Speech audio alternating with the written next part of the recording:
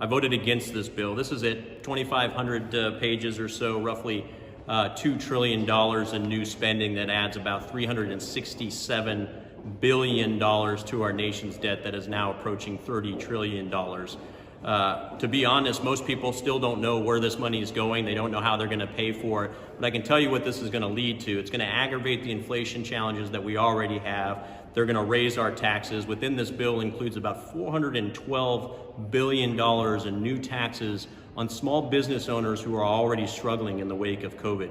This is a terrible bill. This comes after roughly $8.6 trillion of money being spent just in the last year. To put that in perspective, this is roughly 1/3 of our nation's GDP just in the last 15 months being allocated. So I was a no on this vote. This will lead to higher taxes. This will lead to more inflation. This is literally adding more money into the system with fewer products out there to purchase. And it's going to make our inflation problem almost unbearable and even worse than it is today. So I'm a hard no, and we'll keep you in touch on how this proceeds. Hey everybody, a quick update for you all and on Speaker Pelosi, her far left allies in the House of Representatives like AOC and the Squad, and what they've pushed through their multi-trillion-dollar socialist spending spree. We've spent a lot of time talking about the complete and totally asinine provisions that are in this bill. $100 billion to grant amnesty to millions of illegal immigrants, amnesty. $200 billion to fix up Pelosi's favorite park. $80 billion to hire almost 90,000 more tax collectors. $250 billion for culturally appropriate school lunches. And $6 billion for liberal colleges and universities and their big donors. And the list goes on and on. But aside from these colossal wastes of taxpayer dollars, your money, your dollars, this bill is fundamentally un-American. It undermines everything that we stand for and that this country was built upon. In 1776, Americans rebelled against the big government overreach and increased taxes. Sound familiar? This bill would create 150 new government programs. It would lead to 1.2 million more tax audits, half of which are going to impact families earning less than $75,000 a year. This would make the American people dependent on the government teat from cradle to grave, literally. Joe Biden is not a monarch. This is not how our country works. This isn't what I fought for. And this fight isn't over yet. I'm going to continue to stand up and fight for what makes America great. And that is you, the American people that go out there, go to work every single day, and making sure that you get to do more with more, and finally tell the government has to try to do more with less, because it's all your money. Good morning. I've just walked off the floor of the United States House of Representatives after voting no on the Democrats' massive social spending bill. Now, President Biden named the bill Build Back Better. Other people say it should be called Build Back Broke or Build Back Bankrupt. Reason is, according to the Nonpartisan Congressional Budget Office, numbers released yesterday, this bill adds $367 billion to the federal deficit over 10 years. Leading up to the vote, President Biden and Democrats, they claimed that the bill would cost the American people zero. In fact, the Congressional Budget Office confirms that the bill is not paid for. It is not free. It's going to add a lot of money to our deficit.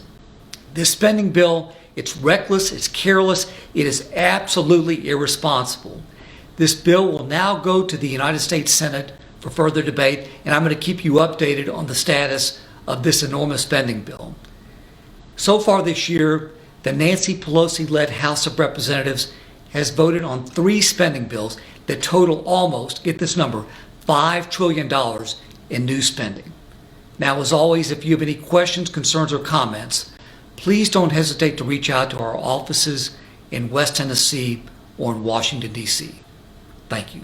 Hey everybody, just came off the floor where the Democrats, only Democrats, passed this terrible socialist bill that Biden's been pushing and Nancy Pelosi's been pushing, twisting people's arms, even with the budget score on it, that it's $400 billion short of actually having the revenues to pay for. This is going to put our kids and grandkids in debt. I do hope it dies in the Senate. All right, we just voted on the BBB, the Bernie Sanders bill. The AOC and the squad were dancing in the House, the well of the House chamber, celebrating. We had almost 100 members vote by proxy, which is insane. So they lied and then voted by proxy on the most important bill we'll vote on in this Congress. And I think, I've spent the last few days explaining various elements of the bill that I think are bad for Wisconsin, elements of the bill that defy common sense.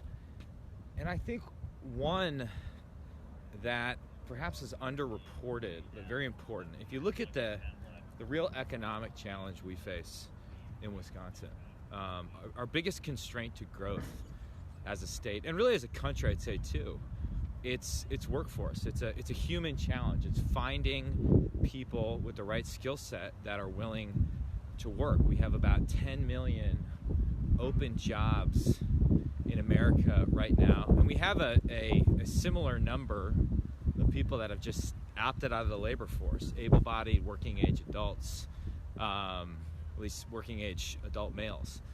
That's a problem. And this bill destroys decades of bipartisan agreement that welfare programs, social safety net programs should have robust work requirements. And remember, this is really a Wisconsin innovation. We reformed our welfare programs in the 90s. That then spread to a national level reform, and it became an area of bipartisan consensus. And now this bill eviscerates a lot of those work requirements, which is very, very problematic and destructive, and will make our fundamental economic challenge, which again is a human challenge, it's a workforce challenge, it's a question of finding people that can work. It'll make that much, much worse. And working is not only important as a matter of being able to provide for your family, it's important as a matter of feeling a sense of earned dignity as well as a connection to your community. And the more we undermine that basic idea of work, the weaker we are as a country. And this bill will do that.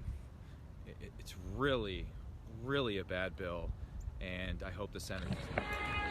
Hey everybody, Tim Burchett leaving the House floor after a very brutal Build Back Better bill just passed. It says $7,500 in there, tax credits for electric vehicle purchases, because a lot of working people are buying those. Of course they aren't.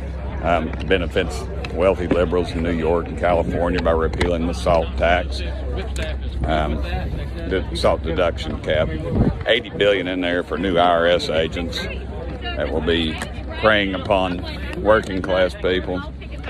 Fined $700,000 people that disobey Biden's unconstitutional vaccine mandate. Grants amnesty to 8 million illegal immigrants. Tax our domestic foreign energy production, forces us to rely on foreign oil.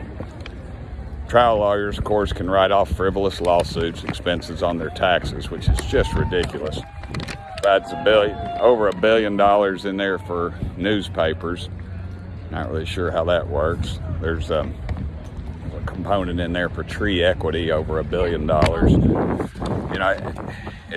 CBO even said this thing costs $360 billion, adds it to the deficit.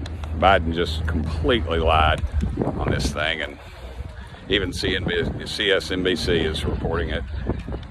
So anyway, we'll see what happens. We'll get to the Senate, and we'll see if they keep their word and can it, because it's devastating for this country. Thank y'all so much for sending me here.